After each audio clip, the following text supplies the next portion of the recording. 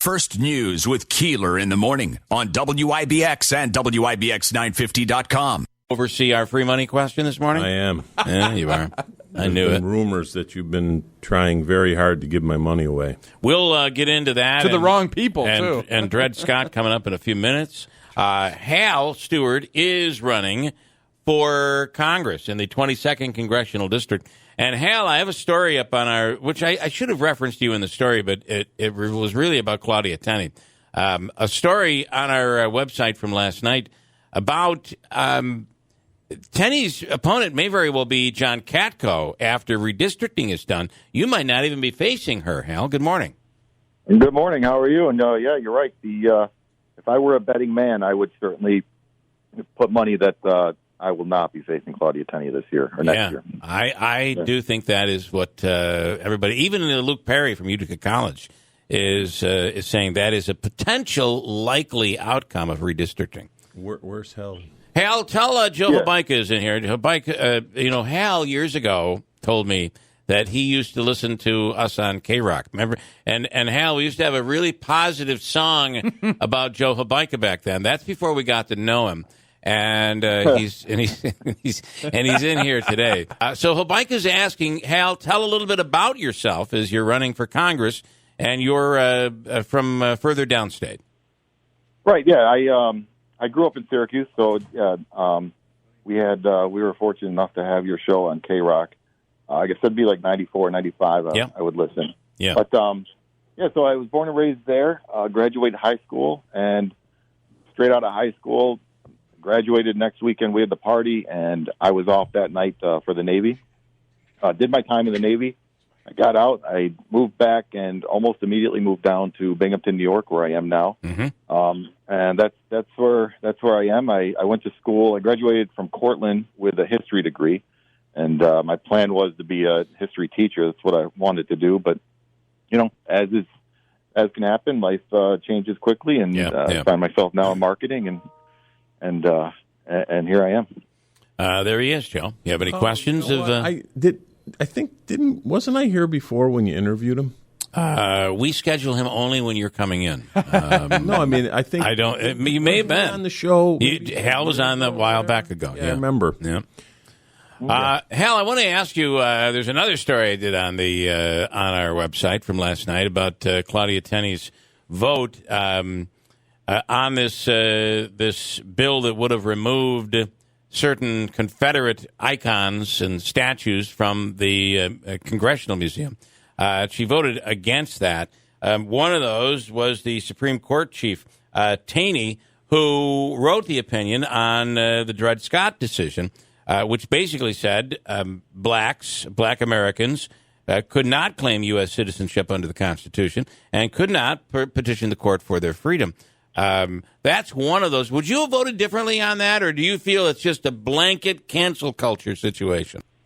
Well, no, I would have voted differently on that specific case. I think there is a place for us to remember, to memorialize certain aspects of American history. Obviously, a lot of it is dark. I don't know that that the federal buildings are the place, especially for Confederate. Especially someone like Jefferson Davis, right? Yeah, I mean you're literal traitors to the country, right? And I think a lot of that is, I don't want to go too deep in, but there's a shift from romanticizing the Civil War in the South to now we're calling it out for what it was. But I think there is a place for it. I don't think, there's a statue of General Stonewall Jackson in Fredericksburg, Virginia, on the battlefield, where he died, the absolute appropriate place or something like that. Right. But I don't think they should be honored in Congress. No, definitely not. And the Chief Justice there should be photos and possibly a bust of the Chief Justice in maybe the halls of the Supreme Court. That should be that you can't erase the fact that he was a member of the Supreme Court, but to honor that person in Congress, that's my problem with it. Habaika, isn't it located in the robing room or something like that? It's the only bust. It could be. Yeah, cancel culture. But there's a time and place. I don't think this is part of cancel culture, which I think is getting out of control. It is getting out of control. I mean, we won't be celebrating Columbus Day anymore because somewhere through we've romanticized Christopher Columbus, and I guess we probably had, and that's a part of that's how we were taught, man. That's exactly how we were taught. Yeah, as Tony Soprano would say, he was a brave Italian American. I believe that's what Cuomo says. So. That's true. My big problem with cancel culture is, man, we look for anything we can find. If somebody said something 15 years ago, and we dig it up, and and just hold their whole life to this one moment in time. Which, I mean, I think it's a small amount of people that participate in this cancel culture, but they're the loudest voices. You're right. That's a very good point. They get results. And, I think most people are, look, if somebody said, the N-word 15 years ago, apologize for it, and who had since never said it again, it just had that moment. I think most people are like, okay, they probably learned their lesson. Maybe learned from their ridiculous mistake. They should have known, I guess, but... Hal, what in the hell are you thinking running for Congress? What would you want to? Why would you even want to go and get into the mix here? It's craziness. It is. It's insane. I actually don't. This is not something that I want to do. I didn't wake up and say, man, you know what? I want to get into this, and hopefully one day they'll have a black and white commercial with me with all the bad things I've ever done. This is how I want to live my life. That's true. But high contrast. Yeah, jack the contrast. That's right. If you just kind of what we're talking about now, there's so much division in this country, and the division is taking place between a great minority of people. I believe there's only 10% on the right, 10% hard left, and they're the most amplified voices, by the media, by our politicians, and our politicians, they want that. And I think most people, I think you touched on this earlier, most people, they don't want the right or left solution. They just want the best solution. And a lot of that comes from communicating with each other, talking, and finding out who has the best ideas. Because the truth is, I don't have all the answers. I've got some ideas. You give me some of yours, and we'll come up with the best solution and actually find solutions instead of just, this whole thing about this vote, it's not like there's not bigger issues now for the country to worry about. That's a good point. Yeah, it's a very good point. Yep. Yeah, but I'll tell you, I hyper-focus. That's my problem. But I think the Republicans and Democrats, they want this fight because they know it'll get the 10% on each side yelling at each other. So when somebody turns on the TV, they see people yelling, they turn it off, and they say, this is why I don't watch politics. And they don't pay attention until it's election time, and then the only candidates they know are the Republican or the Democrat. And so it's like this successful, get people arguing and talking, and we'll always stay in power. And I just hope to drive a wedge in that. I was just going to say that black and white commercial of all the bad things you've ever done in your life, it's actually being produced right now. It's called Your Opponent's Election Spot, where they just focus on all the negative that you've ever done. They just take your name out and picture and put in a different one. Right. That's it, yeah.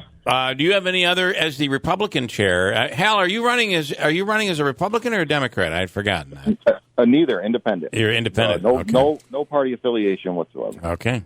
Is this the year for an independent to take a shot, Joe? It's crazy out there. I'm kind of questioning Hal's sanity for even wanting to run for Congress. Good point. Yeah. After watching the show down there, everything is the shiny object to distract from whatever the real important issues are. Right. Sorry, anybody that I would offend out there for saying that, but I think they need to put some kind of commission together just to call balls and strikes on facts these days. It almost seems like you need that. I don't know. They would never be able to agree on a committee, Joe. That's a good point. On any topic, to be honest with you, I commend you for wanting to do it. I've been somebody that's been involved in public service since I was 18 years old, involved in political campaigns since I was 12. When my dad ran for school board, but I have to say, today it's hard to get excited about wanting to go to Congress. You never really get to debate any issues. It's all about, on one side you have,